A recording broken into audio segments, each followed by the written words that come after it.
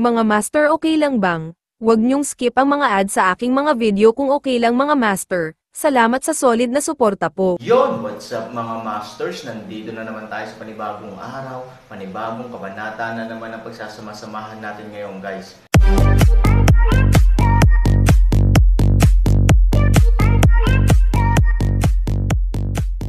Bali mga masters, kung bago ka pa lang po sa aking YouTube channel, please click the subscribe button, lalong-lalo na po yung notification bell guys, para maging connected pa rin tayo sa isa't isa at maging updated kayo sa mga susunod ko pang video. Bali mga masters, bago natin umpisahan ng kwento ay mag-shoutout po muna tayo para sa mga solid nating tagapakinig. Shoutout kay Jeps, shoutout kay Teo Pisto. Yun na nga mga masters, no? Bali hindi na ito patagalin. In 3, 2, 1, let's go! Sa sandaling marinig nila ang tunog, halos palay-pat-lipat ang kanilang mga ulo, at pagkatapos ay nagmamadaling tumingin sa paligid na galit na galit. Ngunit ang labis na ikinalulungkot ay walang palatandaan ng anumang kakaibang hukbo ng hayop sa paligid. Ano ba talaga ang ibig sabihin nito? Magsasalita na sana si Hyjin. Biglang may kakaibang hininga mula sa malayo. Mabilis na naghugpong ang apat na mapagbantay, at pagkatapos ay bumuo ng isang pamilyar na porma sayon ng parisukat. Bang-bang! Ngunit wala sa mga naisip, pamilyar na mga larawan ng mga naghahabulan na hayop ang lumitaw. Oo, ang mabigat na tunog lang na sinasabayan ng pagyanig ng lupa. Hindi, may mga bagay talaga na darating, ngunit ang dami ay ganap na naiiba mula sa dati. Isa lang daw ang party. Mula sa tunog ng mga yabag, ito ay talagang isang bagay na darating, ngunit sa kabilang banda, anong uri ng bagay ang maaaring gumawa ng ganoong kalaking ingay kapag ang isang tao ay naglalakad ng mag-isa? Nagulat ang apat sa isa't isa.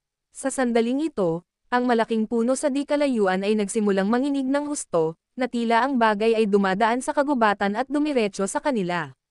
Mag-ingat kayong lahat, huwag tayong masyadong mag-usap, at harapin ang kalaban ayon sa naunang pamamaraan. Oo, pagkatapos ng ilang araw ng espesyal na pagsasanay, ang apat sa kanila ay nakabisado ang isang hanay ng mga napakahusay na pamamaraan ng labanan. Si Scar at Piyuan ay sobrang agresibo, kaya sila ang pangunahing umaatake, na responsable sa pagpatay sa kalaban. Sa kabilang banda, si Hyjin at Pimo ay medyo kalmado ang mga personalidad, kaya bukod sa paminsan-minsang pagtulong sa opensa, ang kanilang pangunahing gawain ay tulungan si Scar at ang dalawa na ipagtanggol. Sa gayong pakikipagtulungan, pinipili ng bawat isa ang kanilang sariling mga pakinabang, ngunit ang mga alingawngaw ng pakikipagtulungan ay napukaw. Boom! Biglang lumalapit ang napakalaking pagyanig at tunog, at sa sumunod na segundo, naramdaman ng lahat na medyo nagdilim ang kanilang mga mata. Isang napakalaking figure ang nakatayo sa harapan nilang apat. Ang bagay na ito ay halos 10-10 metro ang taas, parang burol, na may isang mata at malaking bibig. Ito ay ang matako ng kasamaan. Mula nang matapos ang labanan sa Chanmo Fort, pinabalik ni Han Sanchen ang Evil Tao Tai upang magpagaling. Sa pag-asa sa pagkaladkad nito sa malaking bilang ng mga tropa ng kalaban noon, maswerte si Han Sanchen na nagawang kumpletuhin ang isang hakbang upang ilihis ang tigre palayo sa bundok at ganap na wasakin ang pangunahing plano sa hinterland ng kaaway. Gayunpaman, kitang-kita na sa ganoong eksena, kahit si Han Sanchen mismo ay halos hindi makalaban, lalo pa ang masamang matako. Bagamat may pagkain na ibinigay ni Han Sanchen, ngunit isang bagay ang masasabi, ito ay pansamantalang pagkramang ni Han Sanchen, at ang masamang matako ay lubos na pinaghihinalaang pumalo sa taong grasa na may namamaga na mukha. Pagkatapos ng labanang ito, hindi naging madali para sa matako ng kasamaan. Minsang nagsuri si Han Sanchen, at halos walang buo na bahagi ng kanyang katawan, at puno ito ng mga pinsala. Upang mabawi ito, pagkabalik ni Han Sanchen, itinapon niya ang halos lahat ng mga gamot na nasa stock sa bahay sa masamang matako. Kasabay nito, mayroong lahat ng uri ng pagkain. Para sa matako sa kasamaan, sapat na itong nilinang sa 6 na araw na ito. Ang mga sugat sa kanyang katawan ay karaniwang gumaling, at kasabay nito, ang napakalaking dami ng pagkain at iba't ibang mga gamot ay nagpalakas sa kanyang katawan. Ito ang plano ni Han Sanchen. Ito rin ang huling pagsubok ng 7 araw na espesyal na pagsasanay. Ito ay isang pagsubok para sa matako ng kasamaan, at ito rin ay isang pagsubok para sa kanilang apat. Nagdulot sila ng gulo sa isa't isa. Nadama ni Han Sanchen na ang pagkakataong ito para sa pagsasanay sa militar ay ang pinakamahusay. Gayunpaman, para sa kapakanan ng kaligtasan, sinabi ni Han Sanchen sa masamang matako na maaari niyang saktan ang mga tao, ngunit hindi niya maibuka ang kanyang bibig upang kumain ng mga tao, lalo pa ang pagkitaw ng kanilang buhay. Ito ay kanyang sariling mga tao, hindi siya handang bawasan ang bilang ng mga tauhan sa ganitong sitwasyon. Umuungol. Ang evil glutton ay umungal ng mabangis, na parang binabati ang apat na tao, at tila sinasabi sa lahat ang kapangyarihan nito sa sarili nitong paraan. Ano ito? Napatulala si Scar. Nakita ko na. Malamig na sumimangot si Hyjin, to be exact, hindi ko lang ito nakita, kundi nakipaglaban din ako dito. Napaka-powerful ng lalaking to, pero ang hindi ko inaasahan ay ang tagal ko na pala siyang hindi nakikita. Ang lalaking ito, mas lalo pang lumaki. Kung ikukumpara sa mga araw ng Chan Mobao, ang katawan ng masamang mata ko ay halos triple, o higit pa. Alam na alam niya na ang ibig sabihin din nito ay magiging mas mabangis ang kaharap niya kaysa dati. Ngunit bago ito lumaki, direkta nitong hinayla pababa ang tatlo sa aming mga koponan. Ito, bakit bigla itong ginamit laban sa ating apat? Nang marinig ito, hindi napigilan ng tatlo pa ang paglunok ng laway. Isang halimaw. Parang, sa dami, parang nakahinga ng maluwag ang mga tao. Pero kapag pinag-iisipan kong mabuti, halos gumuho ang mga tao. Dahil tulad ng sinabi ni Hyjin, noong ang taong ito ay nasa kanyang tuktok, sumuporta siya sa tatlong koponan ng mag-isa. Ang tatlong mga koponan, kahit na binibilang ang mga unang pagkatalo sa labanan, ay magkakaroon ng hindi bababa sa 20,000 casual. Ang pagkalkula ng antas ni Han Sanchen ay katumbas ng pagpapalam sa kanilang apat na makipagpalitan ng higit sa 20,000 lalaki na nakaitim. Hindi, para maging tumpak, hindi bababa sa 60,000 katao ang nagpalitan. Dahil, ang mata ko sa kasamaan ay hindi bababa sa 3 beses na mas malaki kaysa dati. Paano laruin ito? Ang bagay na ito ay hindi mapaglaro. Kung ano man yan, dumarating ang mga sundalo para hamarang, dumarating ang tubig at bamaha ang lupa. 6 na araw tayong nagpumilit, walang dahilan para umatras sa huling araw, di ba? Tama na, sobrang kalokohan mo na lang sa kanya. Unang nagsalita sina Scar at Pei Yuan. Sumulyap si Hyjin sa kanilang tatlo, at sa wakas ay tumango, okay, ngunit, gaya ng sinasabi ng matandang kasabihan, mag-ingat. Peklat, Pei Yuan, umaatake ka sa 2 paraan. Aatake ako mula sa gitna, Pei mo, ikaw, bilang aming katulong, lilipad sa itaas nito, at maging handang tumulong kahit saan anumang oras. Tumango ang tatlo bilang utos, oo. Aksyon. Sa isang sigaw, sinundan nilang apat ang deployment ni Hyjin at direktang umatake sa 3 paraan, tumulong sa isang paraan, at sabay-sabay na pumunta ang apat na hukbo. Magsipilyo. Ang apat na figure ay sumabog sa isang iglap. Sa pagharap sa pag-atake, biglang umungal ang evil glutton. Bagamat umaatungal ito, hindi man lang ito nagalit, ni hindi man lang nataranta. Ito ay simpleng pagpapakawala, dahil para dito, ang apat na taong ito ay walang higit sa 4 na langaw. Nalalapit na ang labanan ng 2 panig. Ang glutton of evil ay karapat-dapat na maging glutton of evil. Hindi lamang ito malaki sa laki, ngunit mayroon din itong malakas na panlaban. Ang pinakamahalaga, ang mga pag-atake nito ay napakabangis din. Kung hindi dahil kay Han Sanchen na nag-hello na para huwag masaktan ang sinuman, natatakot ako na baka isa sa 4 ang ibinaba. Syempre hindi naman vegetarian silang 4. Kung susuriin ang resulta ng 7 araw nilang hard training, mas dumable talaga ang lakas nilang 4 kumpara noon. Ang tanging bagay na masama ngayon ay talagang higit pa dahil sa hindi pamilyar sa kanyang sariling pamamaraan, at ang pundasyon ng paglilinang ay hindi sapat na matatag. Pero wala talagang paraan, it takes time to accumulate. Gayunpaman, ang pagtutulungan nilang 4 ay na-practice ng husto sa loob ng ilang araw. Ang ganitong uri ng tacit na pag-unawa na nabuo sa pamamagitan ng paghila at pagtulong sa isa't isa sa dulo ng buhay at kamatayan ay hindi maaaring makamit sa pamamagitan ng anumang antas ng tactical na kaayusan. Alam na alam nila kung ano ang kailangan ng isa't isa at kung kailan dapat ibigay sa isa't isa kung ano. Sa pagtutulungan nilang 4, At sa ilalim din ng humigit kumulang na pagpapakawala ng masamang mata ko, sa labanang ito, mahirap sabihin ang nanalo ng ilang sandali, at ang dalawang panig ay patuloy na lumaban. Ang masamang mata ko ay labis na nangingibabaw, at ang mga galaw ng apat na tao ay maganda, tulad ng apat na lamok na nakikipag-ugnayan sa isang kuneho. Totoong medyo talo ang lamok, pero wala talagang kinalaman ang kuneho sa lamok. Si Ivory ay nasa sulok pa rin sa kabilang dulo, nagsasanay sa pamamaraang ibinigay ni Han Sanchen. Ngunit hindi ito nangangahulugan na si Ivory ay pinaghiwalay at pinakikitunguhan ng espesyal.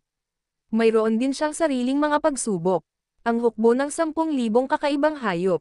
Oo, bagamat asawa ni Han Sanchen si Ivory, hindi siya dapat tretuhin ni Han Sanchen ng ganito. Pagkatapos ng lahat, si Ivory ay ang kayamanan sa mga kamay ni Han Sanchen, at natatakot siya na ito ay magiging pareho. Ngunit alam din ni Han Sanchen ang katotohanan na kung hindi makakaipon si Ivory ng higit pang karanasan sa ganoong ganap na ligtas na kapaligiran, sa hinaharap, sasamantalahin ng mga kaaway na makakaharap niya ang kanyang kawalan ng karanasan sa pakikipaglaban, turuan mo siya ng leksyon. Maaaring may isang aral lamang para sa kaaway, dahil malaki ang posibilidad na babayaran nito ang presyo ng buhay. Ngunit dito, hindi alam ni Ivory. Sa makatuwid, ang hakbang ni Han Sanchen ay tila walang awa, ngunit ito ay talagang kapareho ng ginawa niya sa kanilang apat, at ito ay isang uri ng hindi nakikitang pag-ibig. Ngunit nang ang magkabilang panig ay mahigpit na naglalaban, ang kahoy na bahay na tinutuluyan ni Han Sanchen ay nakakagulat na tahimik sa sandaling ito. Kahit na, dapat tawaging malamig, tahimik. Tahimik ang pangalawa, malamig ang pangunahin. Namuo ang nyebe at hamog na nagyelo sa labas ng buong bahay na gawa sa kahoy dahil sa sobrang lamig sa loob. Ginagawa nitong parang snow house ang cabin sa parang. At si Han Sanchen sa silid sa oras na ito ay ginagamit pa rin ang kanyang tunay na enerhiya para sa huling paglamig, at sa harap niya, ang espada. Mapait na lamig. Kahit na ang talam ay natatakpan ng hamog na nagyelo, nararamdaman pa rin ng mga tao ang mga pagsabog ng layuning pagpatay na nagmumula rito. Ang buong espada ay payat at magandang prismatic. Mahirap isipin na nagmula ito sa mga kamay ni Han Sanchen, isang talo. May nakaukit na salita sa bawat gilid ng ilalim ng katawan ng espada. Han, Su, sa katawan ng espada, mayroong salitang Yingyo. Ito ang pangalang ibinigay ni Han Sanchen sa espada. Kasing lamig ng buwan, parang dampi ng lamig sa madilim na gabi. Sa makatuwid, kinuha ni Han Sanchen ang kanyang pangalan. Matagal nang nagaganap ang labanan sa labas, at pagkatapos ng paglubog ng araw, opisyal na natapos ang 8 oras na cooldown. Biglang binawi ni Han Sanchen ang kanyang lakas, tumingin sa Yingyo sword sa hamog na nagyelo, at hindi napigil ang tumawa, tapos na.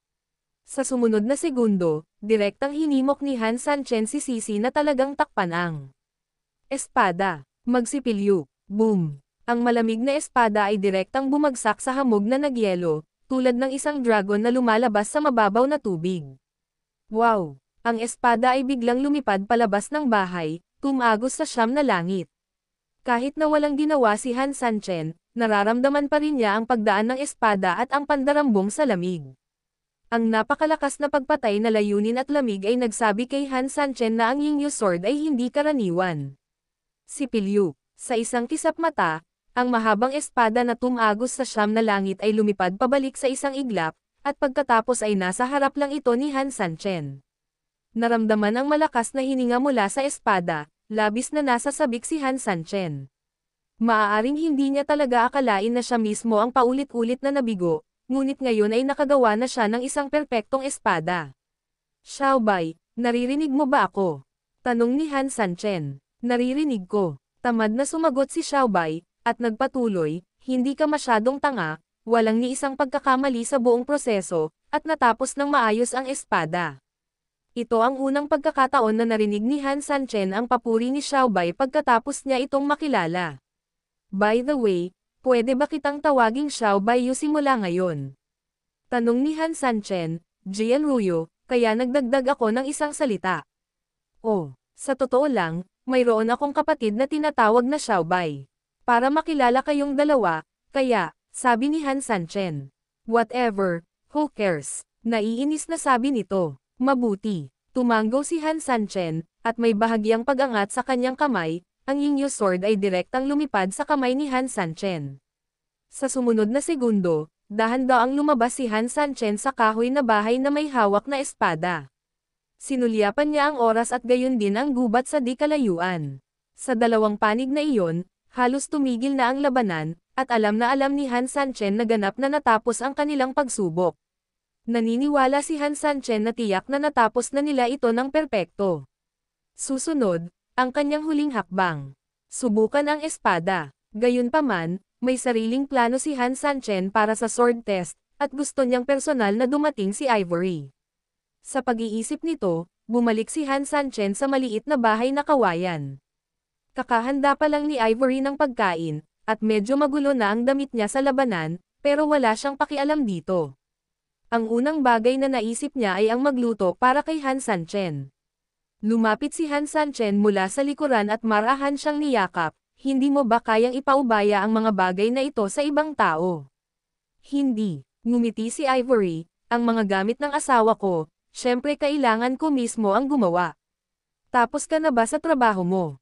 Tumango si Han Sanchen, paano mo haharapin ang pagsubok ngayon?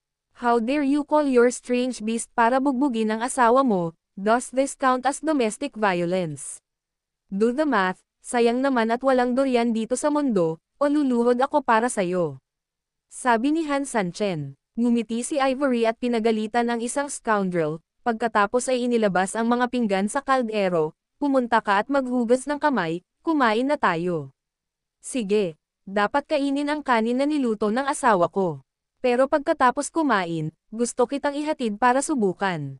Sabi ni Han Sanchen. Subukan ang isang bagay. Nagulat si Ivory. Sa tingin ko magugustuhan mo ito. Sabi ni Han Sanchen. Sumimangot si Ivory, nagpino ka ng mga sandata na iyon sa mga araw na iyon, ano ang maaari mong subukan para sa akin? Mga armas. Ngumiti si Han Sanchen, malalaman mo rin pagkatapos ng ilang sandali. Pagkatapos sabihin iyon, lumapit si Han Sanchen sa mesa kasama si Ivory sa kanyang mga bisig. Tere, kain na tayo. Yun na nga mga masters, no? Bali panibagong kabanata na naman yung natapos natin ngayong gabi. Muli, maraming salamat po talaga sa walang sawang suporta po sa aking YouTube channel na talagang inaabangan nyo po ang bawat upload ko po. Bali mga masters, magkita-kita ulit po tayo bukas ng gabi at ngayon po ay magpapaalam po muna tayo. Bali mga masters, bye-bye!